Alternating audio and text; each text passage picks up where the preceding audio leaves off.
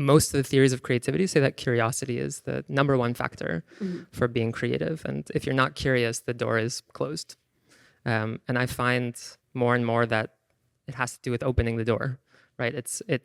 I see students or I see colleagues who want to be more creative, but they already think they know that there's not enough curiosity, there's not enough play.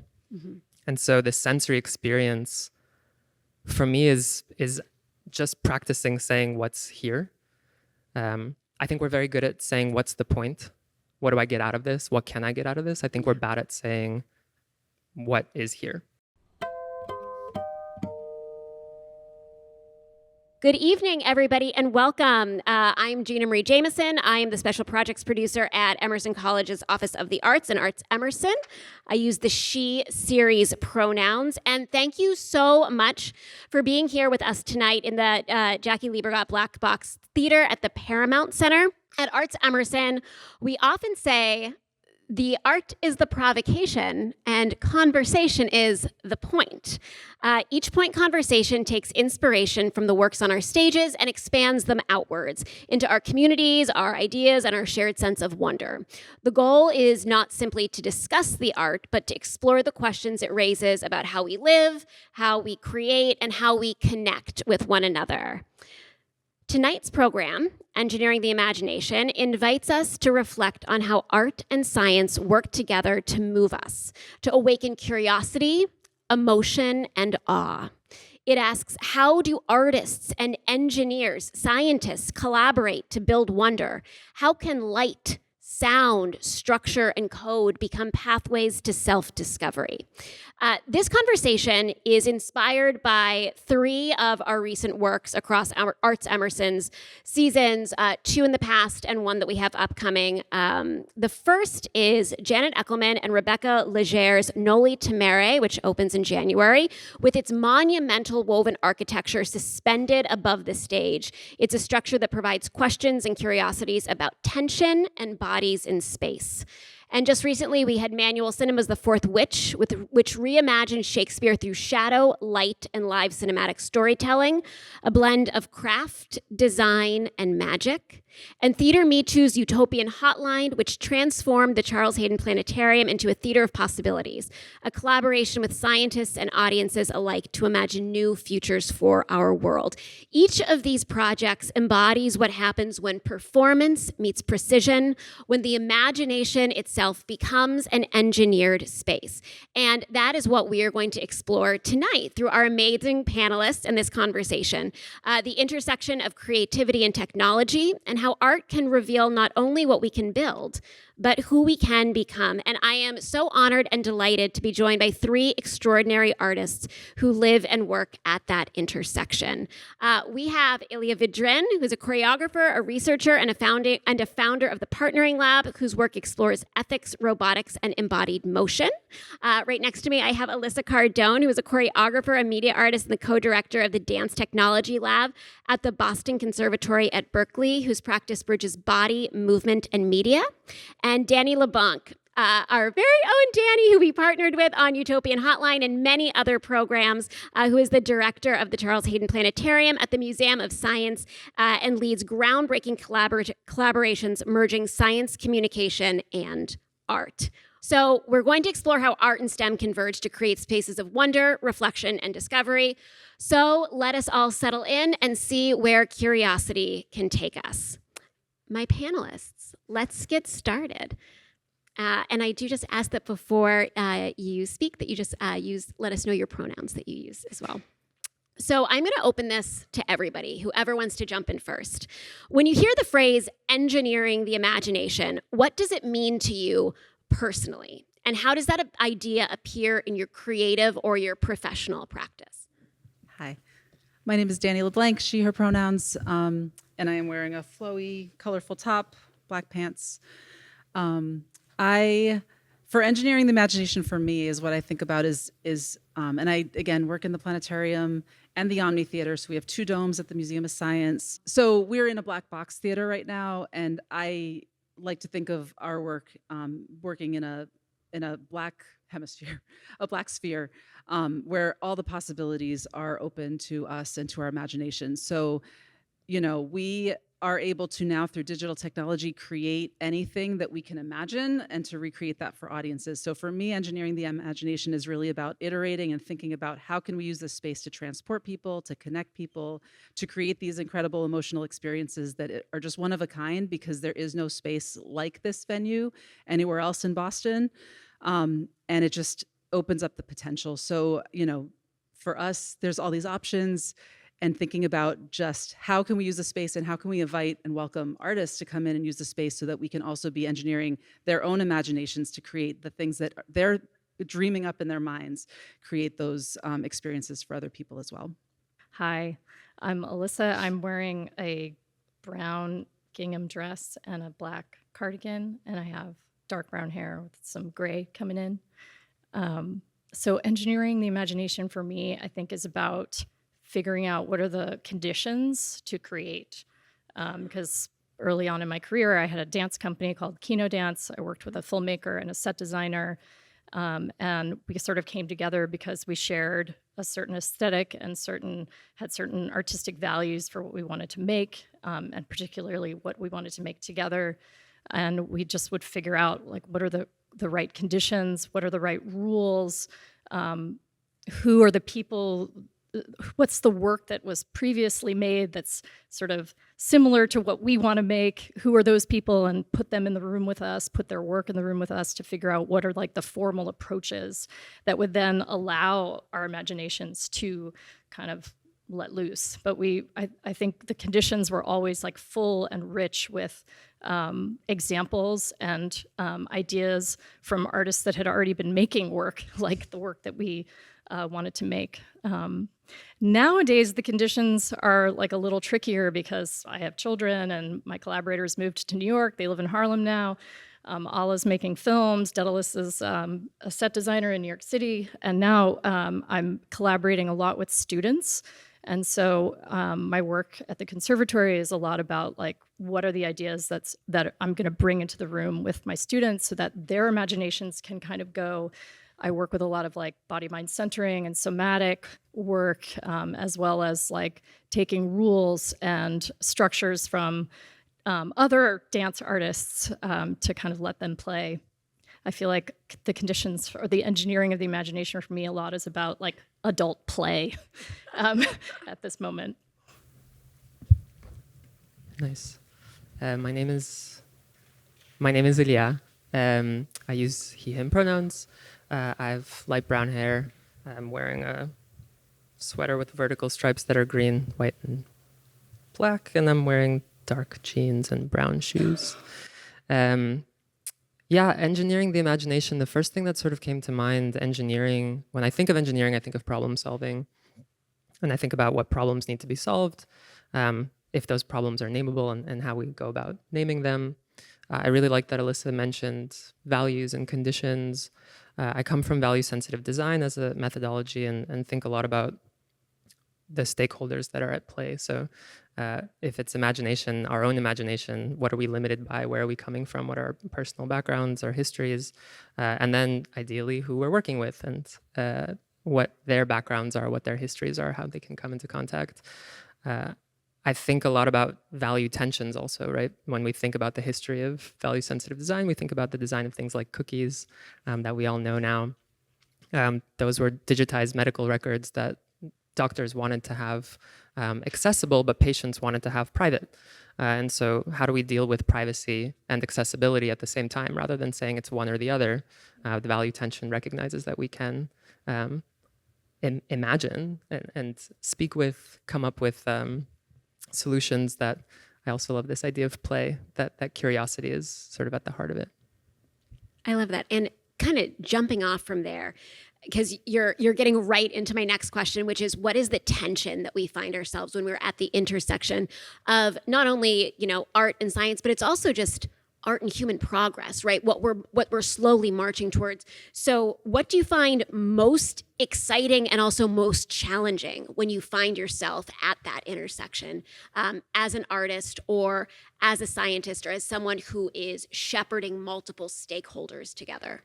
I'm not sure that I think of art and science as all that that there's a lot of tension there. It feels like they're kind of the same thing. I feel like Leonardo da Vinci, I think, would probably think he was both an artist and a scientist, right? I think we would all agree. So I don't know that there's such a distinction between the two, except maybe when it comes to grant writing. Like, just to be totally practical about it, like the times that I've collaborated with scientists, like there's a different set of like data and things you have to prove. And oftentimes it would sort of skew the process. Whereas like, you know, a pure dance process might be much more open-ended. As soon as there was a grant to write, there would have to be a certain sort of data set that would need to come out of it that would kind of, you know, skew the process a little bit. Yeah. I don't know. I would agree too that like the art and science for me, they're kind of one and the same. And so I think the exciting thing, which is also the challenging thing, is like choosing the lens through which you're going to tell the story about, for in our case, about the science story, right? There's so many different lenses, and I think we tend to default to like the traditional way is like science is facts, and you know, yes, facts are important, definitely for sure, but it's like there's so many other ways to tell that story and to allow people to experience it for themselves by showing them, by having them experience something, by giving that emotional depth to the story, and it's just finding what is the right or the best pathway for that particular story to get the message that you want to get across. Because there's so many different ways that you can do it. How do you pick the one that's like optimized and just like is going to be the most impactful for the different ways that you can choose? Love that. I think art and science ask different questions. I think that maybe research in art and research in science has a big overlap. But as a scientist, you know, coming from neurology, I'm asking when there's a breakdown in cognitive function, how can I fix that? What can I do to help people remember? What can I do to help people perceive or attend to their reality? As an artist, I think the questions that I'm asking, I let emerge more. So if I come into the studio, I often come in with my body, and then I start moving and I see what's coming up. And I start, you know, one of the things that I tell my students often is the distinction I see is that engineering is problem solving and art is problem making. Choreography is, we're making a problem. How do I get from point A to point B, and how can I make that problem generative or interesting so that it's not boring? And I care a lot as an artist. I don't mind being bored. Yeah. But I don't want to be bored when I'm dancing. So it's, you know, it's data. If I'm getting bored, I try and find a different kind of prompt. And there's some prompt engineering, I think, that exists in the choreographic space also. Yeah. And can I just add to that as well, like just the iterative process and the iterative nature and the kind of feeling your way and trusting your way to that solution, I think is, you know, oftentimes we're in a project, we don't know what the outcome's going to be. We have to kind of feel our way and trust that we're going to get there, trial and error and observing. And, you know, does this work? Does it not work? Do we tweak?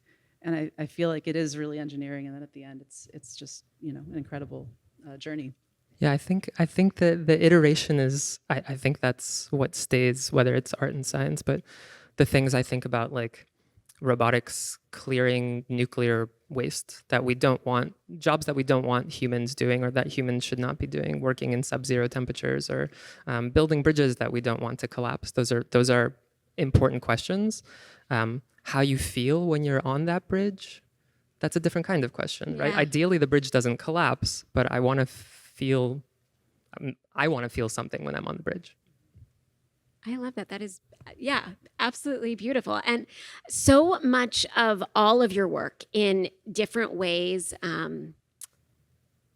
whether, you know, Dani, I think about the light, the sound, and Alissa and Ilya, the movement of your work. What is it about the sensory experience that you provide to people, the sensory experience of being on the bridge, right, that can open people up to the concept of wonder or the concept of self-reflection? I do think right now that is one of the challenges, that's one of the tensions. I teach a course called Ethics and Creativity, and we talk a lot about the fact that most of the theories of creativity say that curiosity is the number one factor for being creative. And if you're not curious, the door is closed. And I find more and more that it has to do with opening the door, right?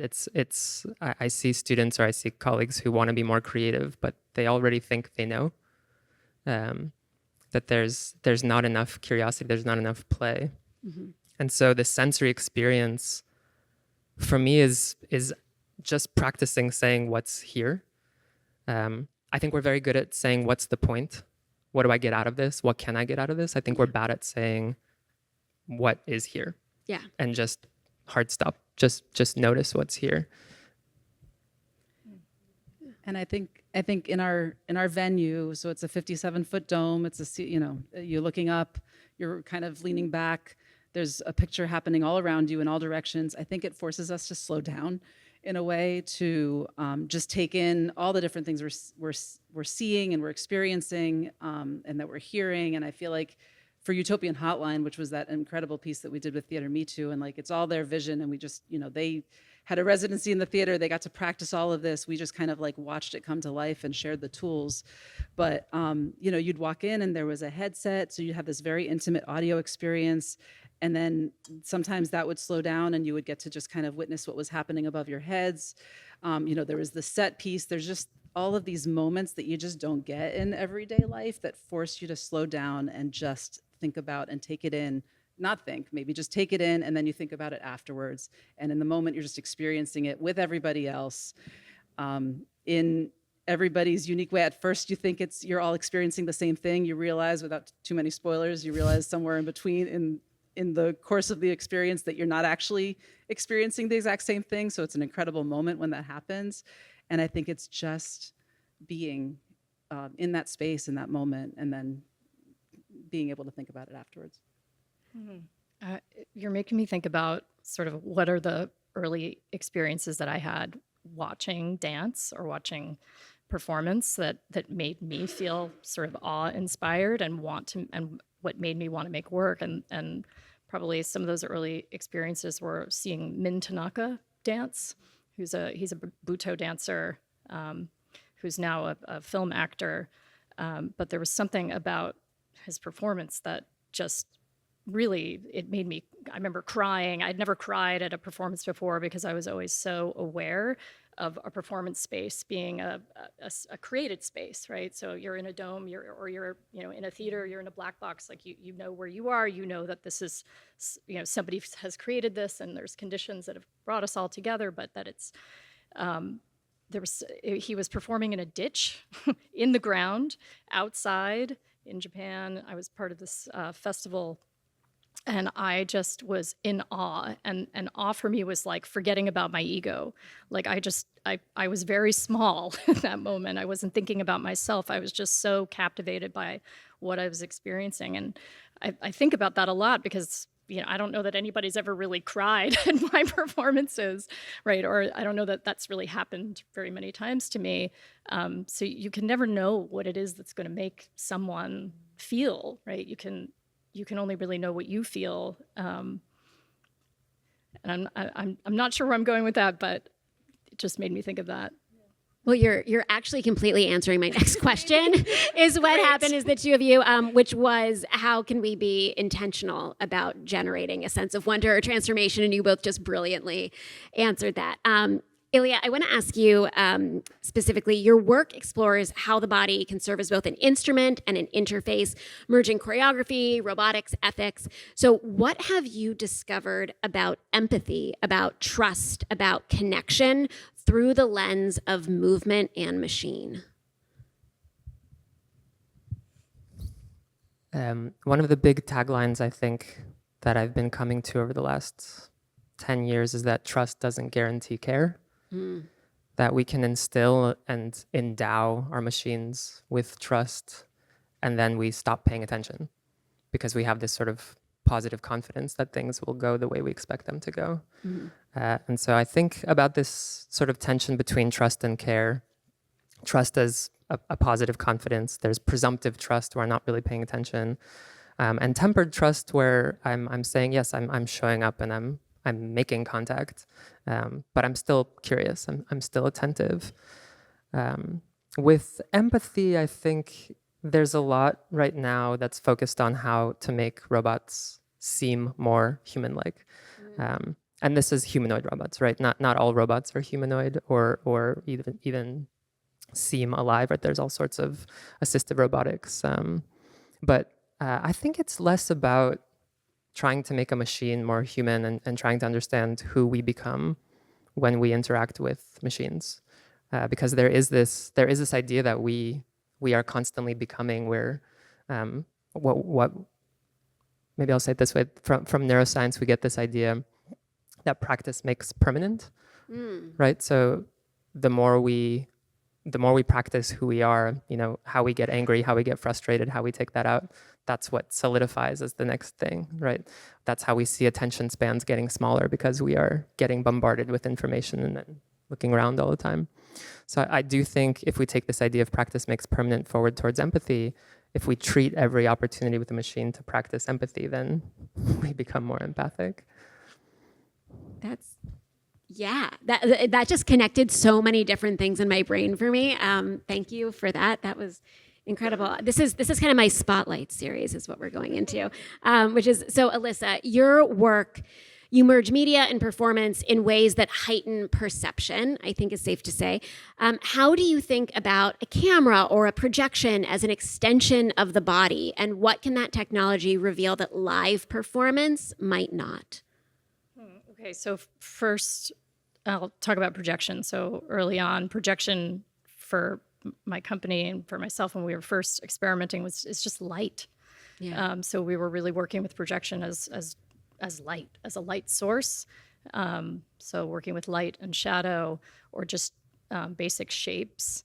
And then we made another piece that was a piece called Secret Streams, like sort of our first foray into film and dance was really just working with the projection as light source. Our second piece we called expanded cinema. So we were creating images out of images, and then creating sort of narrative based on a filmmaker's formal approach to filmmaking. His name is Artsvad Peleshine. He's an Armenian filmmaker, and he had this idea of sort of non-linear filmmaking. Mm-hmm. So his idea was to make like cyclical structure, and so we kind of borrowed that from Peleshine and created this expanded cinema performance called Denizen, where we were working more with like filmic images and meshing them with the live performance and trying to create relationship. So that was sort of how we were working with projection, and trying to use imagery as a way to just give the audience another way into the work, another way into the idea, sort of another layer of information. And then for film, I mean, obviously dance film is this incredible medium. It's a new space for dance. It's, you can play with perspective, you can play with time, you can play with space. I was very influenced probably by the very early filmmaking of Georges Méliès, who was basically a magician. And so the early filmmakers were playing with film as magic. So there was sort of that, and then the work of Maya Deren in the 1940s, who's an avant-garde filmmaker, and she very specifically was working with dance and film and time and ritual, and also working with this idea of non-linear filmmaking and using film to generate feeling, to generate emotion by playing with time and space. So I think those two things are still present in my work in different ways. Yeah. I was thrilled that you could join this panel, especially with your, as you said, the early work that you had done with the light and the shadow play, tying it into our work with The Fourth Witch. I found personally after Which I wish I'd seen. I know. I didn't get to see it. We'll have to send you to where they're playing next. I think Austin vacation. But manual cinema, through the light and the projection, I found that the audience had a very large emotional reaction to it. Yeah. Was that something that you found as well when you use the interplay of light and shadow? Yes. This was in the late 90s. So working with film in performance was not as popular. It was harder to do. The equipment was more expensive, and we had a lot of positive audience feedback, and people really finding it compelling. The fourth witch, I heard from a friend of my 13-year-old boy that it was just like a movie, and that's why he liked it.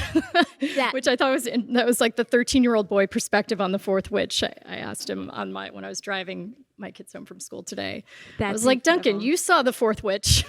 What did you think? He said it was just like a movie, and I really like movies. I don't really like theater that much. Yeah, it's a good theater gateway, into theater. Yeah. That is, I will tell them that. That's incredible. So Dani, at the planetarium, you lead the team who translates scientific data into breathtaking sensory storytelling. What have you learned about connecting complex scientific ideas to human emotion, and what does it take to transform that information into experience? And I don't just mean with, I think a lot of the stuff that you do besides theater and film, it is narrative storytelling about our world that you're doing. Yeah, and it's also incredible. We just premiered our 6th full dome production in 15 years last Thursday. One of our collaborators and friends from Dope Labs podcast, Dr. Zakiya Watley, is in the audience, was our partner on this journey and was following her vision. And we have an entire section of this show that's all about art and science and how we do that. And then, so as part of my work, I do oversee the team. We have a VFX animation team that does this all the time. Daytime programs, evening programs, we're taking these scientific concepts and trying to translate them into, and scientific data in itself, if you see it straight out of telescope, straight out of wherever, is not that exciting. It's not that pretty. There's always like an element of interpretation that, the folks at NASA are doing, or any of the researchers, they're putting that lens to help people already feel that emotion. You see pictures from the Hubble Space Telescope, from the James Webb Space Telescope, those colors, all of those are decisions that are being made. And so there is a scene from the show that we just opened that I can use it as an example, and it's actually a scene pulled from the NASA Scientific Visualization Studio. So they're a group out at Goddard, Maryland, part of NASA, that it's artists and scientists that are doing exactly this, taking real data and putting it into visuals that are going to captivate, an audience. You can see they have a website online. And so we've pulled in some of those visuals. There's one in particular that's all about ocean currents that I think just really struck us.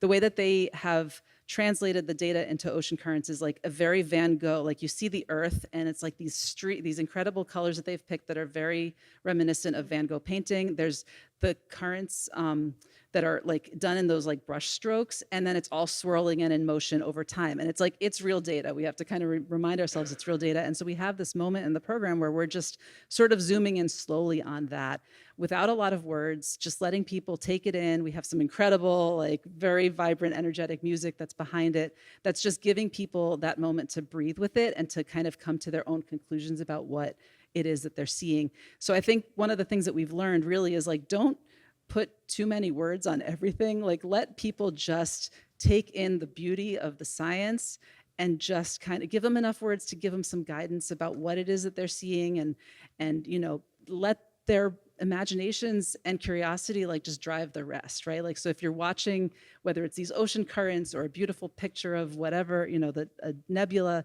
let people ask those questions of why does it look like that? What is going on there? What are those streaks? And I think that curiosity and that wonder and awe, that's what's going to stick with them, not the facts, not the words. It's just that feeling and emotion, and hopefully they leave with that sense of wonder at all of the things around us and the real science and the incredible techniques that it takes to get that science, and how this is just all around us, invisible to us most of the time. So that's the hope, is when people come in, they get to experience science through this beautiful artistic lens and take that feeling with them and that inspiration with them, not just the facts and the data.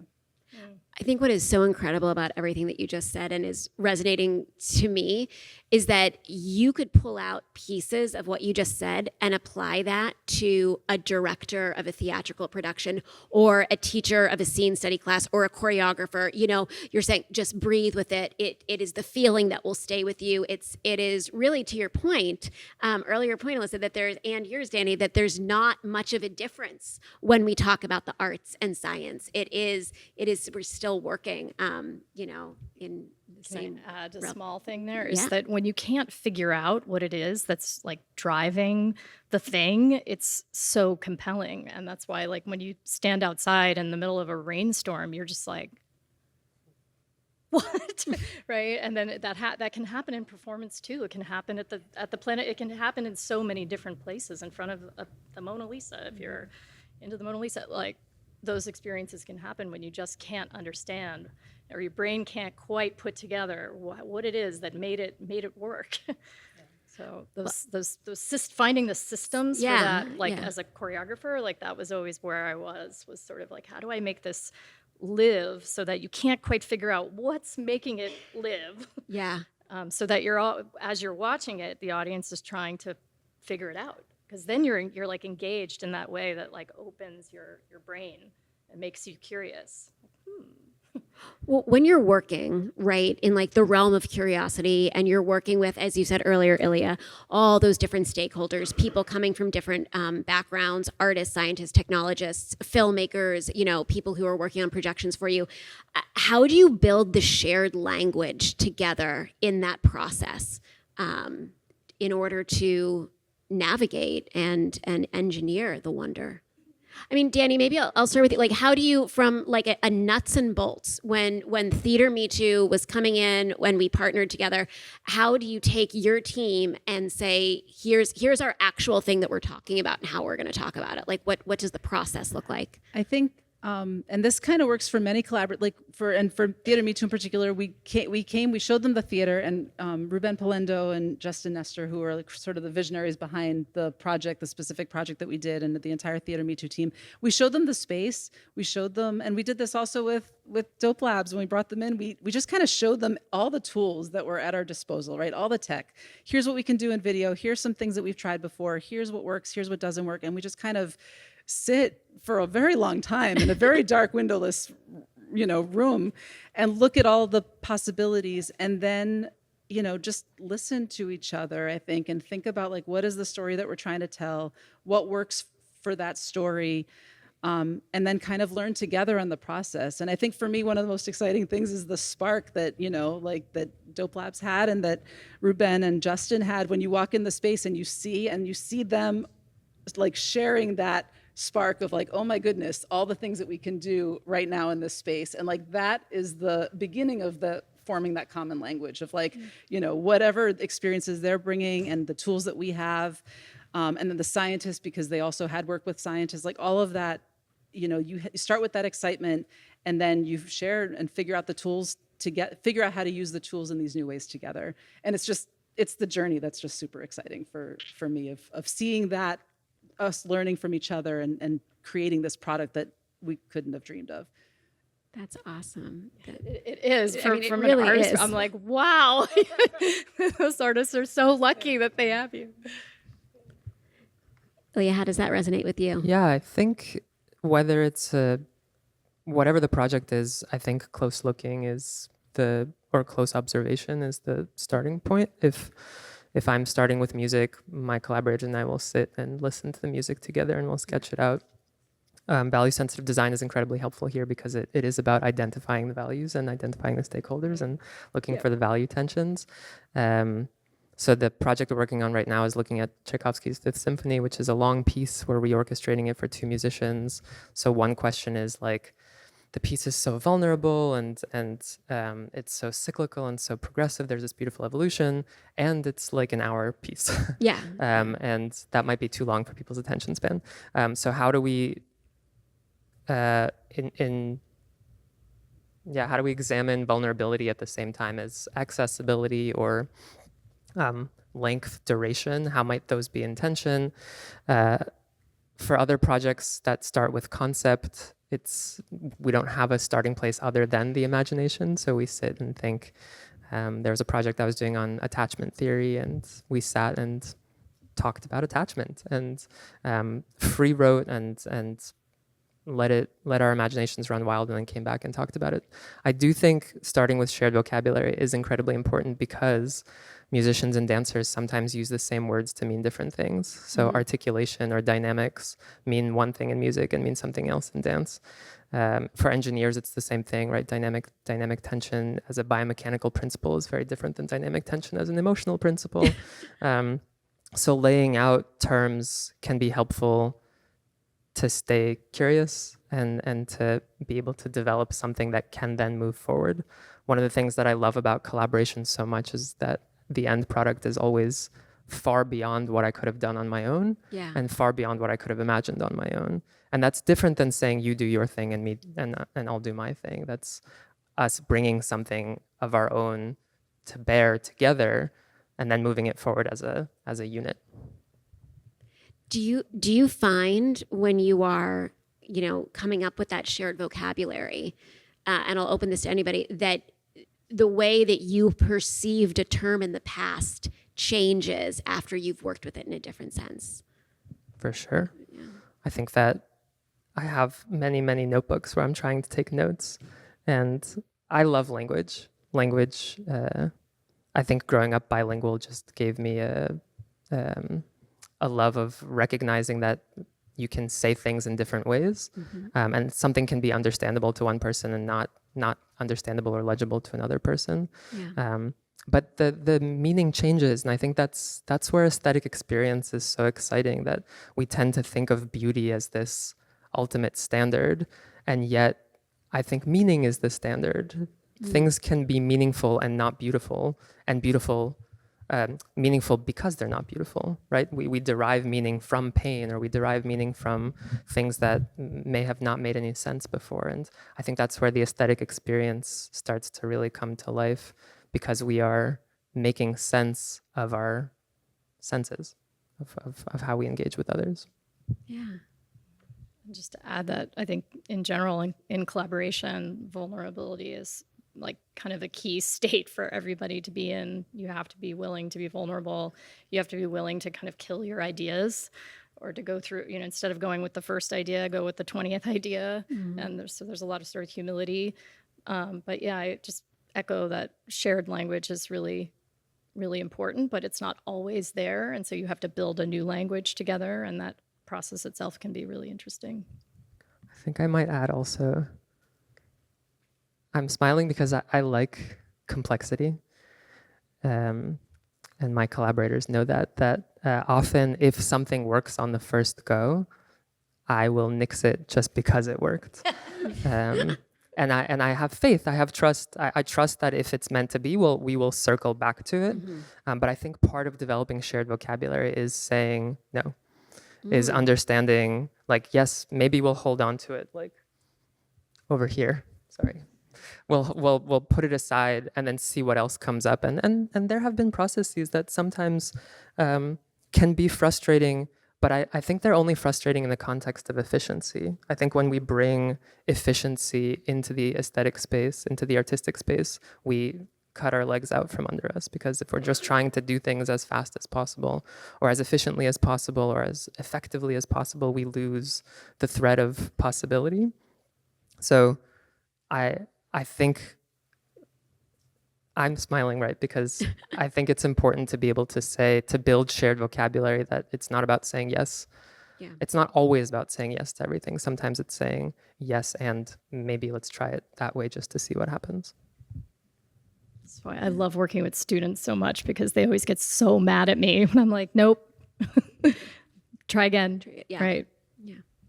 Especially in a classroom setting, when you're, did I do the good work? I did the right thing, and it's not about sometimes it's not about approval, right? Yeah, it's about the process. I want to make sure that we have time for audience Q&A. So I'm going to close out with my last prepared question, which is, if you could imagine the next frontier of collaboration between art and STEM, and this could be a scientist, this could be a material, this could be a setting or an experience, anything, what would it be for you? I think what I'm really excited about is moving away from screens.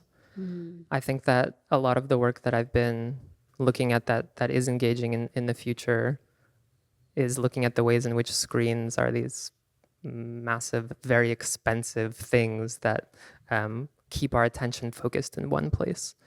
And I'm so excited about how bodies become interfaces themselves, about how sound and vibration and texture and temperature lead us to experiences that are inducing awe much more than just prioritizing the thing that we're seeing.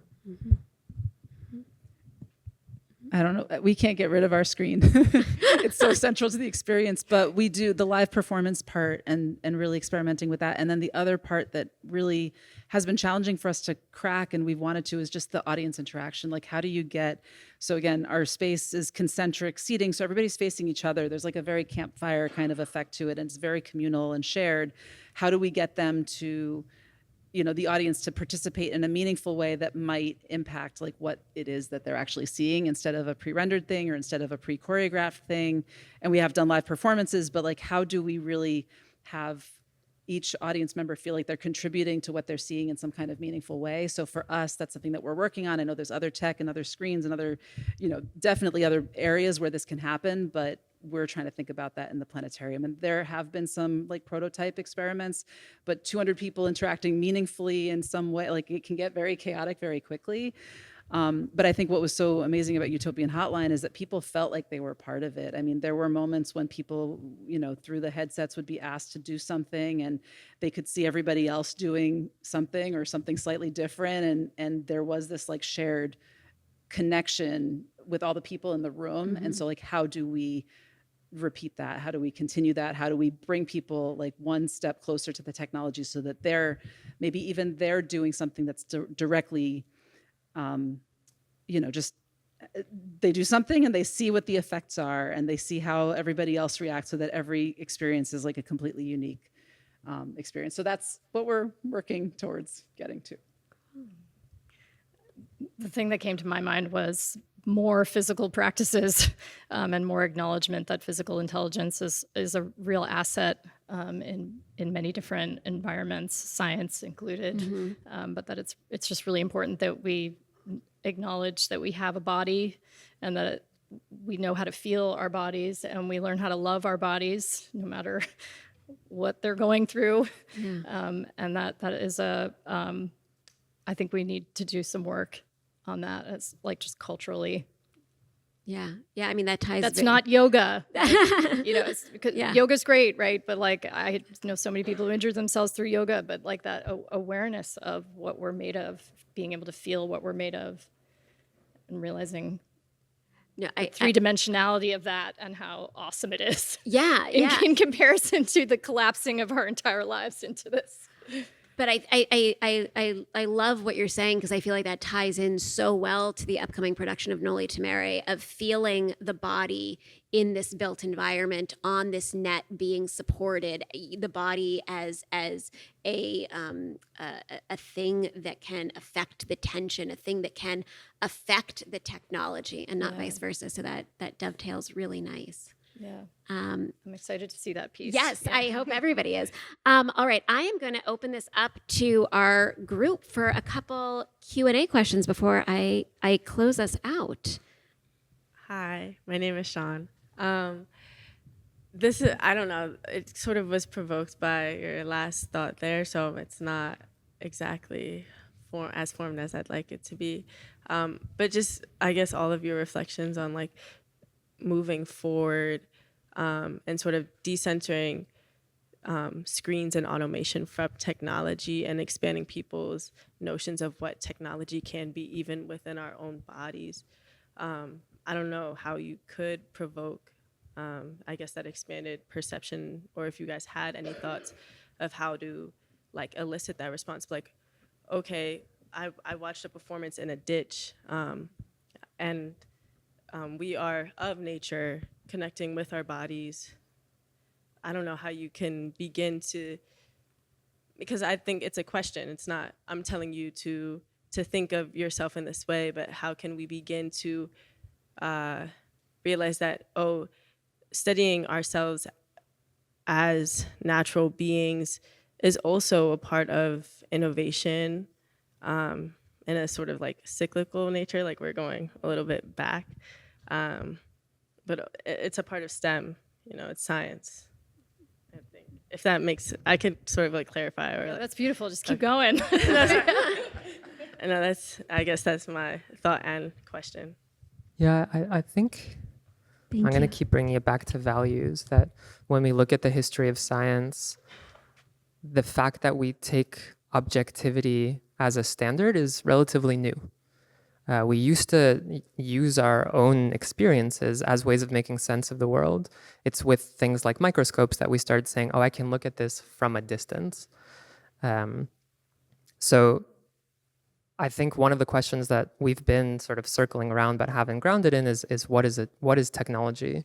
Technology is a tool, right? And the question always is, what is the tool for? So when we look at movement techniques, whether it's ballet or breakdancing, whether it's yoga, it's a tool for something. It can become a technology for sensory awareness, for understanding how our bodies move in a particular way. And ideally, we're with every tool we use, we understand both its resources and its limitations. So screens prioritize the visual space, and they allow us to take in the visual and learn from the visual, but they might block other things out. So value-sensitive designers, good ones, are asking questions around those limitations and those resources. I think as a choreographer, as a dancer, I'm asking how our movement both offers resources and limitations for how we are paying attention to how we move, how we have moved, how we want to move, how others move, what tools we have and the limitations of our tools. Yeah. I'm thinking about that. That was a beautiful question and reflection. It's a lot to sit with. And Ilya, that was also a beautiful response. What is technology? It's a tool. I didn't even try to touch what is technology with a 10-foot pole in those questions. Could you tell? Anyone else? Yes. My name is Susan, and I had the benefit of meeting her and talking with her the very first day it went up. And I think of the engineering and the technology. Does everybody remember, as if it was already here, the piece that was above the Greenway several years ago? Anyway, Janet was at the Boston Book Festival. Her book has just come out. It explains so much of the engineering and the technology. But to me, it's all in the sense of wonder, looking up and having that piece just be so, so incredible. And then I went to the Renwick Gallery in Washington, D.C. Very different experience because it was indoors. So there wasn't as much engineering and technology needed as there was here in Boston, where it had to hang from the buildings. So I'm a visual art person. And for me, when I think about that particular piece, it's the engineering and the technology and how specific she has to be to make it work. But it's all in service to that sense of awe and wonder. Yeah. So that's my 2 cents. Oh, thank you. Thank you. And I look forward to hopefully seeing you back here in a few months for it. Yeah. Thank you. Thank you. Next question. We can do one more. Yep, right there. Right. You got it. Hi, this was great. Thanks. Great panel. My question was, I'm wondering, out of curiosity, what you think of art as a method of inquiry? Because we mostly think about the scientific method and that as a way of generating knowledge, but in your work, do you sort of see art as a method in which you generate knowledge to a certain extent? Because we sort of talked about this sense of like science and arts being separate without it necessarily being that way. And so I'm curious about the artistic method as a form of knowledge generation. And if you see that in your work, right? So when you choreograph, do you sense something once you make your piece and things of the sort? I mean, yes, for sure. I worked with Susan Foster at UCLA where I got my MFA in dance, and her whole thing is reading dances, right? You can read a dance, you can understand the logic by just looking at it and coming up with the language to describe what it is and how it's operating. So for sure. I don't think it's inherent.